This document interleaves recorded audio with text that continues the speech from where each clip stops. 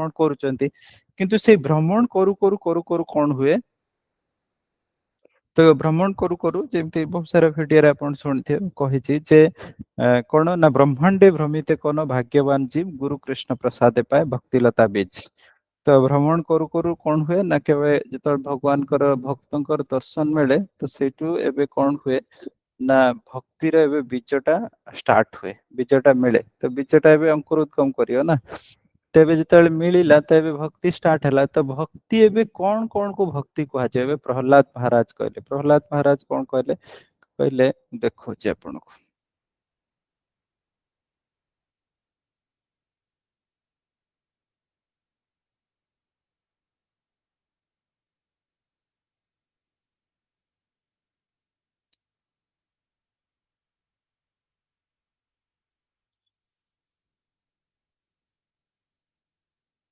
ଶ୍ରାବଣ କୀର୍ତ୍ତନ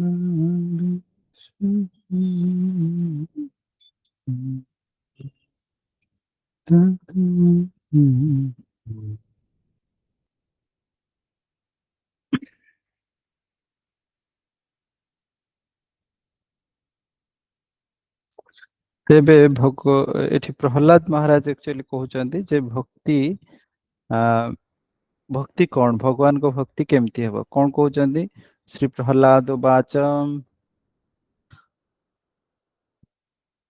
ଶ୍ରବଣಂ କୀର୍ତ୍ତନಂ ବିଷ୍ଣୁ ସ୍ମरणं पादसेवनम् अर्चनं वन्दनं दास्यं साख्यम् आत्मा निवेदनम् इति पुंसार्पिता विष्णु भक्तिश्च नवलक्षण क्रियते भगवत्याधा तान्मन्ये अधितम उत्तमम। तो कौन कहते या ट्रांसलेशन को जो तो कई जन ट्रांसलेशन पढ़ंतु। यस ट्रांसलेशन कई जन पढ़ंतु। ट्रांसलेशन कई जन पढ़ंतु। ठीक अच्छे किए ट्रांसलेशन पढ़िया पे इच्छा करछंती।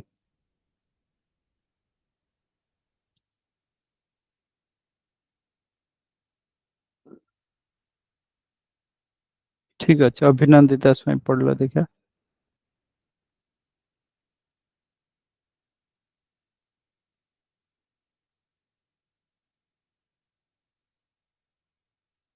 Hare Krishna Prabhuji.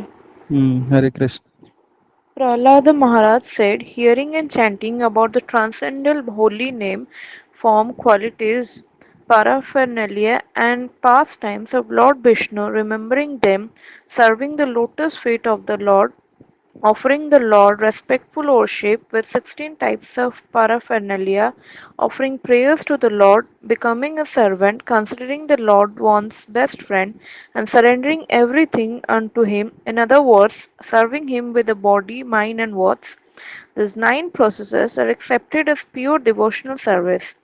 One who has dedicated his life to the service of Krishna through these 9 methods should be understood to be the most learned person, for he has acquired complete knowledge. Hari बोल। तेबे प्रहलाद महाराज कौन कौन actually भक्तिर नवलक्षण तो कहते श्रवण प्रथम भक्तिर अंग कौन ना श्रवण तापर कौन ना श्रवण कीर्तन तो कीर्तन करिया दरकार भगवान माने ग्लोरिफिकेशन करिया दरकार श्रवण कीर्तन विष्णु स्मरणम तो तापर श्रवण कीर्तन द्वारा एक्चुअली कौन आरंभ हो ना भगवान को मन माने स्मरण करिया प्रायतः देखो बहुत जन लोक कहतु आपण भगवत गीता पढ़ू ना कि श्रवण करना से कहले ना आम तो सब भगवान को मन पकाउछु तो एक्चुअली जो कहते आम भगवान को सब मन पकाउछु कि आम तो आम हृदय भीतर सब भगवान अच्छा सब मन पड़ुची तो एक्चुअली देखते ये जो कथाटा एत इजी नुहे भगवान को सब मन पकड़ एत इजी नुहे तो यहाँ जो आम कहते यहाँ कथा छल आम कही दिखती किंतु प्रकृत में देखा आम मन कौन आसे आम पुओ झील कथा आसे आम नाती नातुणी कथा आसे आम घर कथा आसे कि कौन किसी कथा आसे आम कौट बिजनेस चलती से कथा आसे किंतु प्रकृत में देखा भगवान स्मरण आसवा एत सहज जिनस नुहे କିଏ ଶ୍ରବଣ ସ୍ମରଣ କରିପାରିବେ ନା ଯିଏ ସେତିକି ମାତ୍ରାରେ ଏବେ କଣ କରୁଥିବେ ଶ୍ରବଣ କରୁଥିବେ ଆଉ ଭଗବାନଙ୍କର ଗୁଣଗାନ କରୁଥିବେ ସିଏ ହିଁ ମନେ ପକେଇ ପାରିବେ ନହେଲେ ପକେଇ ପାରିବେନି। ତ ତାପରେ ଆଉ କଣ ଦିଆହେଇଛି ନା ପାଦ ସେବନମ ଭଗବାନଙ୍କର ପାଦ ସେବା କରିବା କିମ୍ବା ଆମେ ଯେତେବେଳେ ଚାଲି ଚାଲି ସାଧାରଣତଃ ଯାଉଛନ୍ତି ଧାମକୁ ତ ସିଏ ବି ହେଲା ପାଦ ସେବା ବୁଝିଲେ କି।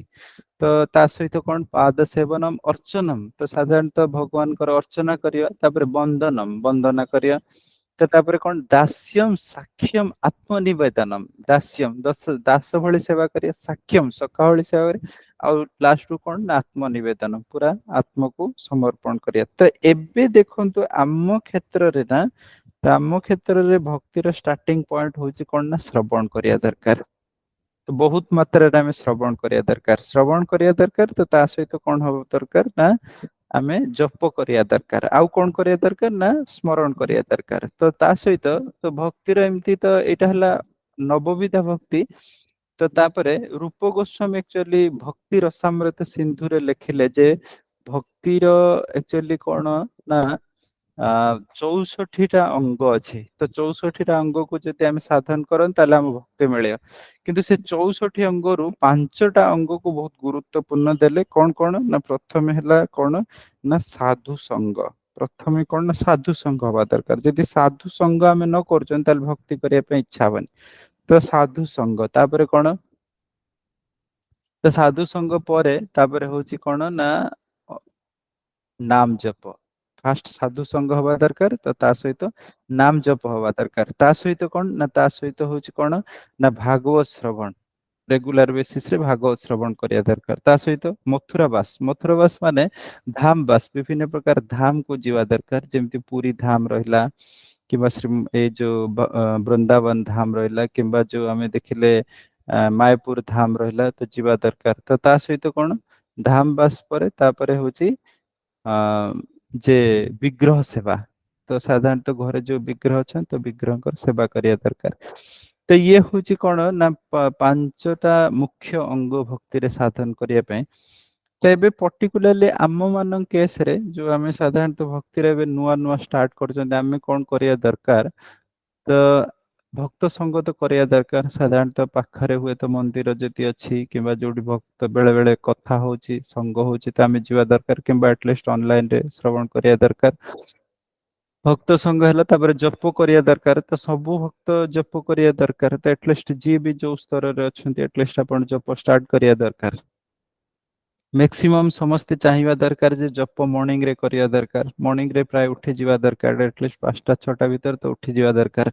ଜପ କରିବା ଦରକାର ତ ଜପରେ ସାଧାରଣତଃ ପ୍ରଭୁପାଦ କହୁଛନ୍ତି ଆମେ 16 ମାଳା ପ୍ରତ୍ୟେକ ଦିନ କରିବା ଦରକାର ତ ଆଟଲିଷ୍ଟ ଠିକ ଅଛି ଏବେ ସ୍ଥିତି ହିସାବରେ ଆମେ ଯଦି 16 କରିପାରୁନାହାନ୍ତି ତ ଯେତିକି ହଉଛି ଧୀରେ ଧୀରେ ଷ୍ଟାର୍ଟ କରିବା ଦରକାର ସେଇ ସ୍ଥିତିକି ଆସିକି ପହଞ୍ଚିବା ଦରକାର। ତା ସହିତ କଣ ନା ଯେତେବେଳେ ଆମେ ଭକ୍ତି କରୁଛନ୍ତି ଜପ କରୁଛନ୍ତି ତ ୟା ପରେ ତାପର ଅଙ୍ଗ ହଉଛି ସାଧାରଣତଃ ପ୍ରସାଦ ଆମେ ଖାଇବା ଦରକାର। ତ ଆମେ ବାହାରେ କିଛି ଖାଇବା ଏତେ ଦରକାର ନାହିଁ ନନଭେଜ ତ ଆଟଲିଷ୍ଟ ଛାଡିଦବା ଦରକାର ତ କିଏ ଆକ୍ଚୁଆଲି ଏବେ ବି ନନଭେଜ ଖାଉଛନ୍ତି।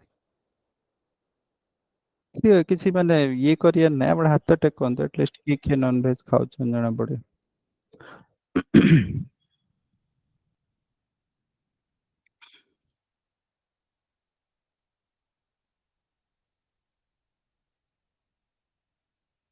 ତ କେବଳ ଏଇ 5 ଜଣ ନନଭେଜ ଖାଉଛନ୍ତି ଆଉ ସମସ୍ତେ ଭେଜ ଖାଉଛନ୍ତି।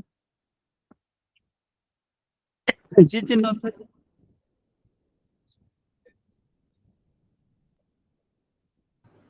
ଶୁଭୁନି ପ୍ରଭୁ ଯୋଉମାନେ ନନଭେଜ ଖାଉଛନ୍ତି ଆପଣ ହାତ ଟେକି ପାରିବେ ସେମିତି କିଛି ନାହିଁ ଯେ ଓଡିଶାରେ ତ ପ୍ରାୟ ଲୋକ ନନଭେଜ ଖାଆନ୍ତି ସେଥିରେ କଣ ଅଛି।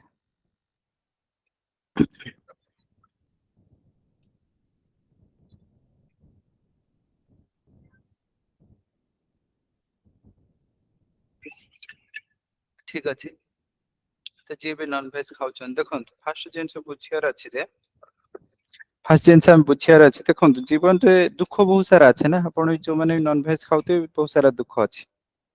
ପରିବାରରେ ଦୁଃଖ ବିଭିନ୍ନ ପ୍ରକାର କାହାର ଦେହ ଖରାପ ଏସବୁ ତ ଏଇ ସବୁ ଦେଖନ୍ତୁ ଏଇ ଯୋଉ କର୍ମ ଫଳଟା ନା ପ୍ରାୟତଃ ଏଇ ଯୋଉ ବିଭିନ୍ନ ପ୍ରକାର ପାପ କାର୍ଯ୍ୟରୁ ଆସୁଛି ଆଉ ସବୁଠୁ ଏ ସଂସାରରେ ବହୁତ ବଡ ପାପ ହଉଛି ଜୀବକୁ ମାରିବା କିମ୍ବା ହିଂସା କରିବା। ଆଉ ଆମେ ପ୍ରାୟତଃ ନନଭେଜ ଏଇଥିପାଇଁ ଖାଆନ୍ତି କାରଣ ଗୋଟେ ସ୍ଵାଦ ଆମକୁ ଲାଗୁଛି ନା ତ ଏଠି ଆପଣ କେବେ ଏ, ଚିନ୍ତା କରନ୍ତୁ ଯେ ଆମକୁ ଯୋଉ 5-10 ମିନିଟ ର ସ୍ଵାଦ ଲାଗୁଛି ତ ସେ ମଜା ଟା ବହୁତ ଅଧିକା କିମ୍ବା ଆମ ଜୀବନରେ ଯୋଉ ବହୁତ ପ୍ରକାର ଦୁଃଖ ଅଛି ତାର ଦୁଃଖ ଟା ବେଶୀ ଅଧିକା କିମ୍ବା ଆମେ ସମସ୍ତେ କୁହନ୍ତି ଆମେ ଶାନ୍ତିରେ ରହିବା ପାଇଁ ଚାହୁଁଛୁ। ତ ଆମେ ଯେତେବେଳେ ଶାନ୍ତିରେ ରହିବା ପାଇଁ ଚାହୁଁଛନ୍ତି ତାହେଲେ ଆମେ ତ ଶାନ୍ତିର ବାତାବରଣ ବି ସୃଷ୍ଟି କରିବା ଦରକାର ନା। ତ ଆମେ ଯଦି ଅନ୍ୟ ଗୋଟେ ଜୀବକୁ ବହୁତ କଷ୍ଟ ଦେଇକି ଆମେ ଚାହୁଁଛନ୍ତି ଯେ ଆମେ ବି ଶାନ୍ତିରେ ରହିବୁ ତ କେମିତି ଶାନ୍ତିରେ ରହିବେ? ତ ସେଇଥିପାଇଁ ସାଧାରଣତଃ ଶ୍ରୀମଦ୍ ଭାଗବତମରେ କୁହାଯାଇଛି ଆକ୍ଚୁଆଲି କିଏ କାହାର ଖାଦ୍ୟ କଣ କିଏ କାହାର ଖାଦ୍ୟ ତ କୁହାହଉଛି ଅପାଦାନି ସପାଦାନମ୍ ତ ଯାହାର ପାଦ ନାହିଁ ମୁଁ ସେ ଶ୍ଲୋକ ଆପଣଙ୍କୁ ଦେଖୁଅଛି।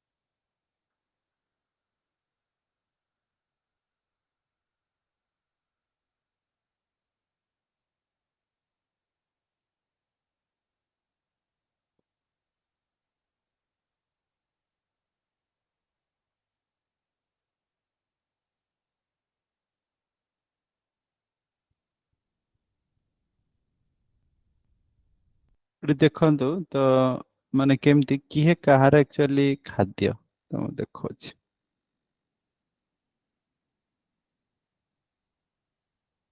ଇଏ ଶ୍ରୀମଦ୍ ଭାଗବତମର ତ ହୁଁ ତ ଶ୍ରୀମଦ୍ ଭାଗବତମରେ ଆକ୍ଚୁଆଲି ପ୍ରଥମ କ୍ୟାଣ୍ଟୋର 3rd ଅଧ୍ୟାୟ ବୋଧେ ହଁ 13 ଅଧ୍ୟାୟର 47 ଶ୍ଲୋକ ତ କଣ କହୁଛନ୍ତି ଅହସ୍ତାନି ସହସ୍ତାନାମ ତ ଯାହାର ହାତ ନାହିଁ ସିଏ ହଉଛି ଖାଦ୍ୟ କାହାର ନା ଯାହାର ହାତ ଅଛି ହେଲା।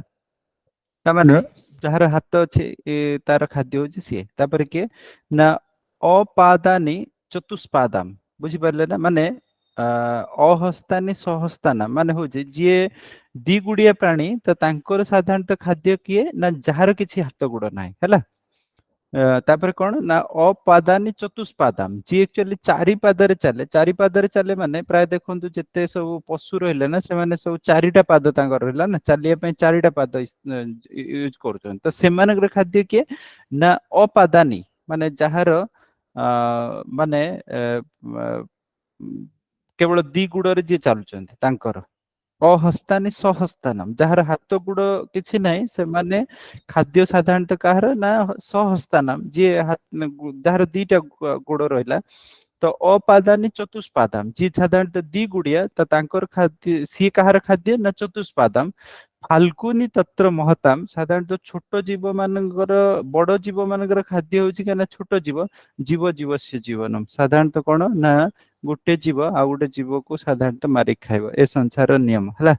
ତାମାନେ ହଉଛି ଆମେ ଯେମିତି ହେଲେ ଅନ୍ୟ ଜଣଙ୍କ ଉପରେ ନିର୍ଭର କରିବା କିନ୍ତୁ କାହା ଉପରେ ସାଧାରଣତଃ ନିର୍ଭର କରିବା ତ ଏଠି କଣ ହଉଛି ଯେ ଅହସ୍ତାନି ସହସ୍ତାନାମ ତ ଯାହାର ଆକ୍ଚୁଆଲି ପାଦ ଅ ଯାହାର ଯିଏ ଦି ଗୁଡ ତାର ଆକ୍ଚୁଆଲି ଯାହାର ଗୋଡ ନାହିଁ ତାକୁ ହିଁ ଖାଦ୍ୟ ତା ମାନେ ମାକ୍ସିମମ୍ ଟାଇମରେ ଆମର ଖାଦ୍ୟ କଣ ହବା ଦରକାର ଯୋଉ ପନିପରିବା ହବା ଦରକାର ଫଳମୂଳ ହବା ଦରକାର ଏସବୁ ଆଉ ସାଧାରଣତଃ ପ୍ରାୟତଃ ଦେଖନ୍ତୁ ଆମର ଯେତେ ଜୀବନର ବେଶୀ ଦୁଃଖ କଷ୍ଟ ସାଧାରଣତଃ ମ୍ୟାକ୍ସିମମ୍ ଏଇ ଯୋଉ ନନଭେଜ ଖାଇବାରୁ ଆସେ। ଆପଣ ନିଜକୁ ନିଜେ ଅନୁଧ୍ୟାନ କରନ୍ତୁ ଯେ ଯଦି ଆମର ପରିବାରକୁ ଟିକେ କାହାକୁ ଜର ହେଇଗଲା ବେଳକୁ ଆମକୁ ଏତେ କଷ୍ଟ ଲାଗୁଛି, ଆମ ପୁଅ ଝିଅଙ୍କୁ ଜର ହେଇଗଲା ବେଳକୁ ଏତେ କଷ୍ଟ ଲାଗୁଛି, ତାହେଲେ ଗୋଟେ ଅନ୍ୟ ଜୀବକୁ ସାଧାରଣତଃ ମାରି ଖାଇବାରେ କେତେ କଷ୍ଟ ନ ଲାଗିବ। ଆଉ ସାଧାରଣତଃ କଷ୍ଟଟା ଆପଣ ଏଇଆ ଭାବନ୍ତୁନି ଯେ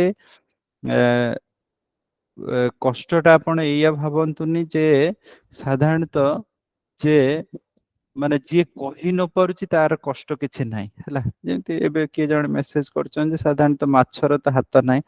ତ ଏଇଟା ଯୋଉ ମେସେଜ ଟା ସାଧାରଣତଃ ଦେଖନ୍ତୁ ଏଇ ଯୋଉ ଶ୍ଲୋକଟା ନା ଏଇଟା ଗୋଟେ ଓଭରଅଲ ଟାଇପ ର ଶ୍ଲୋକ ଦିଆ ହେଇଛି ଯେ କିଏ କାହାର ଖାଦ୍ୟ, କିନ୍ତୁ ଶ୍ରୀମଦ୍ ଭଗବତ ଗୀତାକୁ ଗଲେ ଆହୁରି କ୍ଲାରିଟିରେ ଦିଆ ହେଇଛି ଆକ୍ଚୁଆଲି ମଣିଷ ପାଇଁ ଖାଇବାଟା କଣ, ବୁଝିପାରିଲେ କି? ତ ସେଠି ଦିଆହେଇଛି କଣ ନା ପତ୍ରಂ ପୁଷ୍ପମ ଫଲମ ତୋୟମ ଇଏ ମେ ଭକ୍ତା ପ୍ରୟଚ୍ଛତି ତଦହମ ଭକ୍ତ୍ୟା ଅପରତମ ଅସ୍ନାମି ପ୍ରୟତାତ୍ମନା। ତ ସେଠି କୁହାଉଛି ସାଧାରଣତଃ ମତେ କଣ କଣ ଅଫର କରିପାରିବେ ନା ପତ୍ରମ ପୁଷ୍ପମ ଫଲମ ତୋୟମ ଜଳ, ତ ଏଇ ସବୁ ଅଫର କରିବେ। ସେଠି ଭଗବାନ ତ କହିନାହାନ୍ତି ଯେ ମାଛ ମାଂସ ଏସବୁ ଅଫର କରିପାରିବେନି। ଆଉ ସାଧାରଣତଃ ଆମେ ଧର ଯୋଉ ଯାହାବି ଗ୍ରହଣ କରୁଛନ୍ତି ଯଦି ଆମେ ଭଗବାନଙ୍କୁ ଅଫର ନ କରି ଖାଆନ୍ତି ତାହେଲେ ଆମକୁ ପାପ ଲାଗିବ। ସେଠି ଆହୁରି ଡିଟେଲସ ରେ ଦିଆ ହେଇଛି। ତେଣୁ ସେଇଥିପାଇଁ ଆପଣ ଜଷ୍ଟ ଭକ୍ତିର କଥା ଛାଡନ୍ତୁ, ଆପଣ ଦେଖନ୍ତୁ ଯଦି ଏଟଲିଷ୍ଟ ଯଦି ଆମକୁ କୁହାଯିବ ଯେ କେହି ଜଣେ ଆସି କହେ ଯେ ଆପଣଙ୍କ ପିଲାକୁ ଆପଣ ଦେବେ ଆଉ ମାନେ ମୁଁ ନେଇଯିବି କଣ କରିବି, ଏମିତି ଗୋଟେ ଜଣେ କିଏ ପାୱାରଫୁଲ ଲୋକ ଆସି ସମସ୍ତଙ୍କର ଗୋଟେ ଗୋଟେ ପିଲା ମୁଁ ନେଇକି ଯିବି, ଆମକୁ କେତେ କଷ୍ଟ ନ ଲାଗିବ। ତ ସେମିତି ସାଧାରଣତଃ ସେ ଜୀବଟାକୁ ଯଦି ଆମେ ଧର ଯୋଉ ମାରିକି ଖାଉଛନ୍ତି ତାହେଲେ କେତେ କଷ୍ଟ। ଆମର ସାଧାରଣତଃ ଟେଷ୍ଟ ପାଇଁ ନା, ଆଉ ଟେଷ୍ଟ ଟା କେତେ 5-10 ମିନିଟ ର କଥା, ଥରେ ଖାଦ୍ୟଟା ଖାଇସାରିଲା ପରେ ଟେଷ୍ଟ ଗଲା। ତେଣୁ ସେଇଥିପାଇଁ ସାଧାରଣତଃ ଏଇ ଆସକ୍ତିକୁ ଛାଡିକି ଆମେ ଯେତେବେଳେ ପ୍ରସାଦ ଗ୍ରହଣ କରିବା ନା ତାପରେ ଯାଇକି ଯିବ, ନହେଲେ ସାଧାରଣତଃ କୋଉଠି ନା କୋଉଠି ଆମ ହ୍ୟୁମାନିଟି ଉପରେ ତ ଗୋଟେ କଥା ଆସିଯାଉଛି ନା। ଆମେ ଯଦି ସାଧାରଣତଃ ଅନ୍ୟ ଜୀବର ଦୁଃଖ କଷ୍ଟଟାକୁ ମାନେ ରିଏଲାଇଜ କରିପାରୁନାହାନ୍ତି, ଅନୁଭବ କରିପାରୁନାହାନ୍ତି, ତ ଆମ ଦୁଃଖ କଷ୍ଟଟା ଆମେ ଯାଇକି ଭଗବାନଙ୍କ ପାଖରେ ଖାଲି କହୁଛନ୍ତି ଯେ ଭଗବାନ ମୁଁ ଦୁଃଖରେ ଅଛି ମୋ କଷ୍ଟଟାକୁ ଇଏ କରିଦିଅନ୍ତୁ, କିନ୍ତୁ ସମସ୍ତେ ତ ପୁଣି ଭଗବାନଙ୍କର ଜୀବ ନା। ତେଣୁ ଭଗବାନ ତ ସେଠି କେମିତି ସେଟାକୁ ଇଏ କରିବେ। ତେଣୁ ସେଇଥିପାଇଁ ଆମେ ସାଧାରଣତଃ ଯୋଉମାନେ ଭକ୍ତି କରୁଛନ୍ତି ଆମେ ନିଶ୍ଚିତ ମାତ୍ରାରେ ବୁଝିବା ଦରକାର। ଆଟଲିଷ୍ଟ ଭକ୍ତିରେ ଆମେ ଯେତେବେଳେ ଆଗକୁ ଚେଷ୍ଟା କରୁଛନ୍ତି ବଢିବା ପାଇଁ, ତ ନନଭେଜ କୁ ଖାଇବାକୁ ନିଶ୍ଚିତ ମାତ୍ରାରେ ଛାଡିବା ଦରକାର। ଅନିଅନ ଗାର୍ଲିକ ଠିକ ଅଛି ପରିବାରରେ ଅଛନ୍ତି ଯେତେବେଳେ, ଏବେ ତ ଜଲ୍ଦି ଛାଡିବାଟା କଷ୍ଟ ହବ, ତା ପାଇଁ ବହୁତ ସାରା ସ୍ପେସିଫିକ ଇଏ ଦରକାର। ତ ଏବେ ଏଟଲିଷ୍ଟ ତ ନନଭେଜ ଛାଡିଦବା ଦରକାର। ଧୀରେ ଧୀରେ ଆମେ ବୁଝିକି ନନଭେଜ ଛାଡିଦବା ଦରକାର। କେବଳ ଟେଷ୍ଟ ର କଥା, ଆଉ କଣଟା ଅଛି ବୁଝିଲେ। ତ ଏବେ ସାଧାରଣତଃ ଭକ୍ତିରେ ଆମେ ଜପ କଲେ ତା ସହିତ ଶ୍ରବଣ କଲେ, ଆହାର ଆମର ଶୁଦ୍ଧିକରଣ ହବା ଦରକାର। ତ ତା ସହିତ ଆମେ କଣ ନା ଏକାଦଶୀ ବ୍ରତ କରିବା ଦରକାର। ତ ଏମିତି ହଉ ହଉ ହଉ ହଉ ରେଗୁଲାର ବେସିସ ରେ ତ ଏମିତି ହଉ ହଉ ଆମର ସାଧାରଣତଃ ଭକ୍ତିରେ ଆମେ ଅଗ୍ରଗତି କରିବା। କିନ୍ତୁ ଏଠି ପ୍ରଶ୍ନ ଆସୁଛି ଯେ ତ ସାଧାରଣତଃ ଆମେ ଧର ଯୋଉ ଭକ୍ତିରେ ଅଗ୍ରଗତି କଲେ କିନ୍ତୁ ଆଧ୍ୟାତ୍ମିକ ଜଗତ କଣ ଗୋଟିଏ ଜୀବନରେ ପହଞ୍ଚିବା କି ନ ପହଞ୍ଚିବା। କାରଣ ଦେଖନ୍ତୁ ଭକ୍ତିରେ ଯେତେ ଯାଏ ଆମେ 100%ରେ ପହଞ୍ଚି ନାହାନ୍ତି ସେତେ ଯାଏ ଆମେ ଆଧ୍ୟାତ୍ମିକ ଜଗତ ଯାଇପାରିବାନି। ଏଠି ସେଇଥିପାଇଁ କଣ କୁହାଗଲା, କୁହାଗଲା ଯେ ଅର୍ଜୁନ ପଚାରୁଛନ୍ତି ଯେ ଜଣେ ଯଦି ଭକ୍ତିରେ ଏବେ ପୁରା ଅଗ୍ରଗତି ନ କରିପାରୁଛି ତ ତାଙ୍କର ମୃତ୍ୟୁ ହେଇଯିବ, ତ ତାଙ୍କର କଣ ହବ ନା ଭଗବାନ ଭଗବତ ଗୀତାର 6ଠ ଅଧ୍ୟାୟର 41 ନମ୍ବର ଶ୍ଲୋକରେ କହିଲେ ପ୍ରାପ୍ୟମ ପୁଣ୍ୟ କୃତାମ ଲୋକାନ ପ୍ରାପ୍ୟମ ପୁଣ୍ୟ କୃତାମ ଲୋକାନ ଆସୁତି ଶାଶ୍ଵତୀ ସମହ ସୁଚିନାମ ଶ୍ରୀମତାମ ଗେହେ ଯୁଗ ଭ୍ରଷ୍ଟ ବିଚାୟତେ। ତ କୋଉ ବ୍ୟକ୍ତି ଯଦି ଏଇ ଜନ୍ମରେ ଭଗବାନଙ୍କ ଧାମକୁ ନ ଯାଇ ପାରନ୍ତି କିନ୍ତୁ ଭକ୍ତି କରିଛନ୍ତି ତାଙ୍କର କଣ ହବ ନା ପ୍ରାପ୍ୟମ ପୁଣ୍ୟ କୃତମ ଲୋକାନ, ଆକ୍ଚୁଆଲି ବହୁତ ସାରା ମାନେ ଅନ୍ୟ ଅନ୍ୟ ମାନେ ଲୋକ ମାନଙ୍କରେ ବହୁତ ଉପଭୋଗ କଲା ପରେ ତ ସେ ଆସିକି ଏମିତି ପରିବାରରେ ଜନ୍ମ ହେବେ ଯୋଉ ପରିବାରରେ ସାଧାରଣତଃ ଭକ୍ତି କରିବା ପାଇଁ ସହଜ। ସାଧାରଣତଃ ଦେଖନ୍ତୁ ଆମେ ଭକ୍ତିରେ ଅଗ୍ରଗତି ଏଇଥିପାଇଁ କରିପାରୁନାହାନ୍ତି କାରଣ କୋଉଠି ନା କୋଉଠି ଆକ୍ଚୁଆଲି ଦେଖନ୍ତୁ ଆମର ଏଇ ଭୌତିକ ଜଗତରେ ଭୋଗ କରିବାର ଇଚ୍ଛା ଟା ବହୁତ ମାତ୍ରାରେ ଅଛି। ଆଉ ସାଧାରଣତଃ ଆମେ ଯୋଉ କୁହନ୍ତି ବହୁତ କଷ୍ଟ କରିକି ଆମେ କିଛି ଭୋଗ କରିପାରେ, ଆକ୍ଚୁଆଲି ଦେଖନ୍ତୁ ଏଇଟା ଗୋଟେ ବହୁତ ମାନେ ଆପଣ ଯଦି ଟ୍ରାଏ କରନ୍ତୁ ବୁଝିବା ପାଇଁ, ଆମେ କହୁଛନ୍ତି ଯେ ପରିଶ୍ରମ କରିକି ସବୁ କିଛି ହେଇପାରିବ ପରିଶ୍ରମ କରିକି, କିନ୍ତୁ ପ୍ରକୃତରେ ଦେଖିବାକୁ ଗଲେ ପରିଶ୍ରମ କରିକି ଆପଣ କେବଳ ଖାଇବାର ପ୍ଲେଟ ର ତରକାରୀ ଚେଞ୍ଜ କରିବାରେ ଆପଣ ଭାଗ୍ୟକୁ କିଛି ଚେଞ୍ଜ କରିପାରିବେ। ସତ କଥା ମାନେ ଆପଣ ଦେଖନ୍ତୁ ଧରାଯାଉ ଯୋଉ ଲୋକ ସାଧାରଣତଃ ରାସ୍ତାରେ ଏଇ ଯୋଉ ଖରାରେ ପରିଶ୍ରମ କରୁଛନ୍ତି, ସେ ପରିଶ୍ରମ କରୁନାହାନ୍ତି। ସେ ପରିଶ୍ରମ କରିକି ଆପଣ କହିଦେବେ ଏଇ ଜନ୍ମରେ ସେ କୋଟିପତି ହେଇଯିବେ, କେବେ ବି ହେଇପାରିବେ, କେବେ ବି ହେଇପାରିବେନି। କିମ୍ବା ଯିଏ ଧର ଯୋଉ ଗଭର୍ଣ୍ଣମେଣ୍ଟରେ ଚାକିରି କରିଛନ୍ତି, ସେ ଗଭର୍ଣ୍ଣମେଣ୍ଟରେ ଚାକିରି କରି ଜଣେ କୋଟିପତି ହେଇଯିବ, ହେଇପାରିବନି। ସେଇ ନର୍ମାଲ ସେଇ ଷ୍ଟାଣ୍ଡାର୍ଡରେ ରହିଯିବ। ଆଉ ଜୀବର ଇଚ୍ଛା କେତେ ନା, ଇଚ୍ଛା ବହୁତ ଅସୁମାର ଇଚ୍ଛା ନା, କୋଉଠି ଇଚ୍ଛା ଗୁଡା ପୂରଣ କରିପାରେ, କିଛି କରିପାରିବେ। ତେଣୁ ଏଇଆ ଯେ ଏଇଆ କୁହା ହଉନି ଯେ ଭକ୍ତି କରିବା ମାନେ ହଉଛି ଯେ ସବୁ କିଛି ଛାଡି ଭକ୍ତି କର। ଭକ୍ତି କରିବା ମାନେ ହଉଛି ଆପଣ ଯେମିତି ଟାଇପ ର କଷ୍ଟ କରୁଛନ୍ତି କଷ୍ଟ କରିବେ, ତା ସହିତ ଭଗବାନଙ୍କୁ ଆପଣ ଜୀବନରେ ଯୋଡନ୍ତୁ। ସେଥିପାଇଁ କୁହାଯାଏ ନା, ଅକାମ ସର୍ବ କାମ ବା ମୁକ୍ତି କାମ ଉଦାରଧି ତୀବ୍ରେଣ ଭକ୍ତି ଯୋଗ ନେଉଛନ୍ତି ପୁରୁଷୋତ୍ତମ। ଆପଣଙ୍କ ଯଦି ଯାହା କିଛି ପ୍ରାପ୍ତ ହବାର ଇଚ୍ଛା ଅଛି ନା, ଯଦି ଭଗବାନଙ୍କ ଭକ୍ତି ନ କରୁଛନ୍ତି ଆପଣ ମିଳିବନି। କିମ୍ବା ଯୋଉ ଲୋକ ଆମେ କହୁଛନ୍ତି ଏ ଜନ୍ମରେ ବହୁତ କିଛି ପ୍ରାପ୍ତ ହେଇଛନ୍ତି, ତ ସେମାନେ ନିଶ୍ଚିତ ମାତ୍ରାରେ ପୂର୍ବ ଜନ୍ମ ମାନଙ୍କରେ ଭକ୍ତିରେ ସେତିକି କରିଛନ୍, ନହେଲେ ହବନି। ଆଇଦର ଭଗବାନ ଭକ୍ତି କରୁଛନ୍ତି କିମ୍ବା ବହୁତ ସାରା ପୁଣ୍ୟ ଅର୍ଜନ କରୁଛନ୍ତି, ଦାନ ଦକ୍ଷିଣା ଏସବୁ ଦେଇକି ସବୁ ବହୁତ ସାରା ପୁଣ୍ୟ ଅର୍ଜନ କରୁଛନ୍ତି, ନହେଲେ ହବନି। ପରିଶ୍ରମ କରିକି ଆମେ କହୁଛନ୍ତି ଯେ ପରିଶ୍ରମ କରି ଗୋଟେ ପିଲାଟା ଆମେ ଦେଖିଛନ୍ତି ସ୍କୁଲରେ ଯୋଉ ପିଲାଟା ଫାଷ୍ଟ ହଉଛି, ତ ତାର ବୁଦ୍ଧି ଭଗବାନ ସେମିତି ଦେଇଛନ୍ତି ନା, ସେ ଇଣ୍ଟେଲିଜେଣ୍ଟ ହେଇକି ଜନ୍ମ ହେଇଛି। ତାପରେ ସେ ପରିଶ୍ରମ କରି ବହୁତ ସାରା କ୍ୱାଲିଫିକେସନ ମାନେ କ୍ୱାଲିଫାଇ କରୁଛି ଯୋଉ ସବୁ ବିଭିନ୍ନ ପ୍ରକାର ଏଣ୍ଟ୍ରାନ୍ସ। କିନ୍ତୁ ତା ବୁଦ୍ଧିଟା ତ ଭଗବାନ ଦେଇଛନ୍ତି ନା, ସେ ଜନ୍ମ ହେଲା ବେଳୁ ହିଁ ତାକୁ ନେଇକି କୋଉଠି ମାନେ ତା ବୁଦ୍ଧିକୁ ଇନକ୍ରିଜ କରିବା ପାଇଁ କିଛି ଆମର ଟ୍ରେନିଂ ଅଛି, କିଛି ନାହିଁ। ସେ ପଢିବାକୁ ଆଇଲେ ଭଲ ସ୍କୋର କରୁଛି, ତାପରେ ତା ଇଣ୍ଟେଲିଜେନ୍ସ ଟା ହିଁ ସେତେ ବଢିଆ। ତ ସେ ଯୋଉ ଇଣ୍ଟେଲିଜେନ୍ସ ଟା ପାଇବା ପାଇଁ ସେ କଣଟା କରିଛି, କିଛି କରିନି। ତ ସେମିତି କିଛି କରିନି ମାନେ ପୂର୍ବ ଜନ୍ମରେ ବହୁତ ସାରା ସେମିତି ଭଲ କର୍ମ ଅଛି ନା। ତେଣୁ ସେଇଥିପାଇଁ ସାଧାରଣତଃ ଦେଖନ୍ତୁ, ଜୀବନରେ ବିନା ଭକ୍ତିରେ ଆମ ଲାଇଫ ର ବହୁତ କିଛି ଚେଞ୍ଜ ଆମେ କରିପାରିବାନି। ଭକ୍ତି ନିଶ୍ଚିତ ମାତ୍ରାରେ ଦରକାର। ଏଇ ଜୀବନରେ ବି ଯଦି ଏଟଲିଷ୍ଟ ଶାନ୍ତିରେ ରହିବା ପାଇଁ ଚାହୁଁଛନ୍ତି ନା, ତାହେଲେ ଭଗବାନଙ୍କ ଭକ୍ତି ନିଶ୍ଚିତ ମାତ୍ରାରେ ଦରକାର।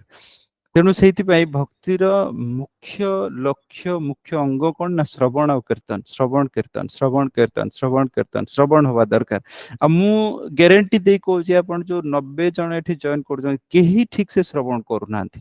କେବଳ ଆମେ ମଙ୍ଗଳବାର ଦିନ ଆସିଲେ କ୍ଲାସକୁ, ଆମେ କୁହାଯାଏ ପ୍ରତ୍ୟେକ ଦିନ ଆଟଲିଷ୍ଟ ଅଧଘଣ୍ଟେ ଶ୍ରବଣ ହବା ଦରକାର। ତ 10 ଜଣ ବି ଠିକ ସେ ବାହାରିବେନି ଯିଏକି ପ୍ରତ୍ୟେକ ଦିନ ଅଧଘଣ୍ଟେ ଶ୍ରବଣ କରୁଥିବେ। ତ ଶ୍ରବଣ ଆମର ଠିକ ସେ ହଉନି, ତ ଜପ ବି ଆମର ଠିକ ସେ ହଉନି। ଆମେ କେବଳ କହୁଛନ୍ତି ଯେ ଆମେ କଣ କରିବା ନା ଭକ୍ତିରେ ଆଗେଇ ଯିବା, ଆଉ ଠିକ ସେ କରୁନାହାନ୍ତି। ଏପଟେ ଆମର ବହୁତ ଡାଉଟ, କାହିଁ ପ୍ରଭୁ ଆମର ଭକ୍ତିରେ ଆଗଉନୁ, ଭକ୍ତିରେ ଆଗଉନୁ, ଭକ୍ତିରେ ଆଗଉନୁ, କାରଣ ଆମେ ସିନସିୟରଲି କରୁନାହାନ୍ତି ନା। ତ ପ୍ରୋବ୍ଲେମ ଟା ଯୋଉଠି ଆମ ପାଖରେ ଅଛି, ଆମେ କରୁନାହାନ୍ତି, ତାପରେ ଆମେ ଅନ୍ୟ ଜଣଙ୍କୁ କହିଲେ କଣ ହବ। ତେଣୁ ସେଇଥିପାଇଁ ସେଇଥିପାଇଁ ସାଧାରଣତଃ ଆମେ ଭକ୍ତିରେ ଆଗେଇବା ପାଇଁ ଶ୍ରବଣ କୀର୍ତ୍ତନ ଏଇ ଯୋଉ ସବୁ ଅଙ୍ଗ ରହିଲା ଆମକୁ କରିବାକୁ ପଡିବ। ଠିକ ଅଛି, ତ କ୍ଲାସକୁ ମୁଁ ଏଇଠି ଏଣ୍ଡ ରଖୁଛି। ତ କାହାର କଣ ପ୍ରଶ୍ନ ଅଛି ଯଦି ପ୍ରଶ୍ନ କରନ୍ତୁ। ନେକ୍ସଟ କ୍ଲାସରେ ଆମର ହବ କଣ ନା, ଗୋଟେ ମାନେ ଟେଷ୍ଟ ହବ। ତ ଟେଷ୍ଟରେ ତ ଟେଷ୍ଟରେ ହିଁ ଆମେ ଦେଖିବା କିଏ କେତେ ସ୍କୋର କରିବେ। ଯେତେ କ୍ଲାସ ହେଇଛି ତାର ସବୁ କ୍ଲାସର କ୍ୱେଶ୍ଚନକୁ ନେଇକି ମତେ ଲାଗୁଛି 30ଟା କି 40ଟା ମାନେ କ୍ୱେଶ୍ଚନ ଆସିବ। ତ ସବୁ କ୍ୱେଶ୍ଚନରେ ରହିବ ଆମର କଣ ନା, ମଲ୍ଟିପୁଲ ଚଏସ୍ ରହିବ। ତ ସେଇ ହିସାବରେ ଆପଣ ଦେଖିବେ ଯେ କିଏ କେତେ ସ୍କୋର କରୁଛି ଦେଖିବା ଆଉ। ଠିକ ଅଛି, କାହାର କିଛି ପ୍ରଶ୍ନ ଅଛି ଯଦି ପ୍ରଶ୍ନ କରନ୍ତୁ।